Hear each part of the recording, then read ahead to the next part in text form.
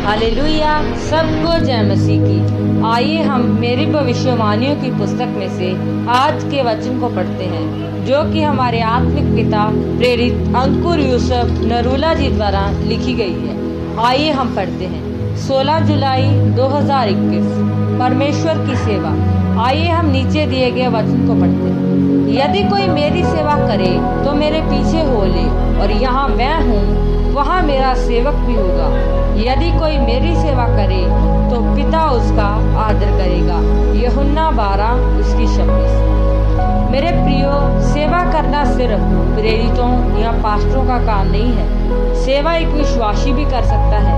जो विश्वासी ठान लेता है कि मैं अपने घराने समेत परमेश्वर की सेवा करूँगा, तो वह उन आशीषों को अपने जीवन में आता हुआ देखता है, जो एक आम विश्वासी अपने जीवन में आता हुआ नहीं देख सकता।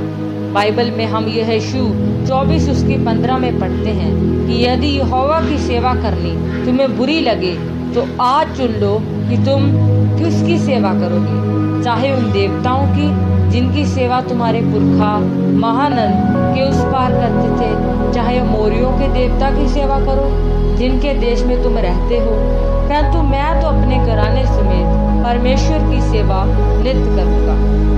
यहोशू ने इजरायली लोगों को बोला कि तुमने परमेश्वर के बड़े चमत्कारों को होता हुआ देखा, पर तुम परमेश्वर की सेवा नहीं कर रहे। आज तुम चुन लो कि तुम किसकी सेवा करोगे। मैं तो अपने घराने समेत अपने परमेश्वर यहोवा की सेवा करूँगा। मेरे प्रियो, अगर सेवा करना सिर्फ प्रेरितों, पास्टरों, सुसमाचारकों का काम होता तो यहोशू इजरायली लोगों को यह ना कहता कि तुम चुन लो कि तुम किसकी सेवा करोगे। मेरे प्रियो, इसका मतलब है कि जिन लोगों ने तौबा कर ली है, बपतिस्मा ले लिया है, वह सब लोग सेवा करने के लिए चुने हैं। और जिस व्यक्ति ने धरती पर परमेश्वर की सेवा की, उसका वंश कभी भी टुकड़े नहीं मांगेगा, वह कभी भी गरीब ना रहेगा। सेवा करने का मतलब ये नहीं है कि आप चर्च बनाएं या फिर सुसमाचार की तरह प्रचार करें। सेवा कई प्रकार की है।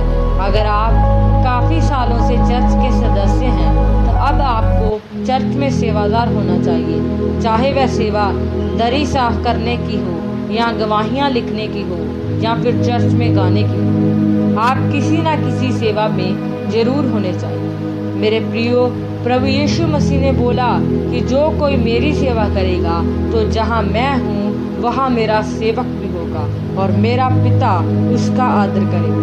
जरा सोचो कि खुद परमेश्वर कह रहे हैं कि मेरा पिता उसका आदर करेगा। वह आदर किसी भी प्रकार का हो सकता है। इसीलिए जो सेवक सच्ची रीति के साथ परमेश्वर की सेवा करता है, उनके खिलाफ जो कुछ मर्जी हो जाए, लेकिन उनका आदर प्रतिदिन बढ़ता ही जाएगा। इसीलिए मेरे प्रियो, अगर आप चाहते हो कि जो आशीष आदर परमेश्वर ने आपके लिए रखा है वे आपको मिले, तो उसके लिए आपके जीवन में परमेश्वर की सेवा होनी बहुत जरूरी है। चाहे वह सेवा कोई भी क्यों ना हो, तब आप परमेश्वर से आदर और आशीष को पाएंगे। इस वचन के द्वारा परमेश्वर आपको आशीषित करे।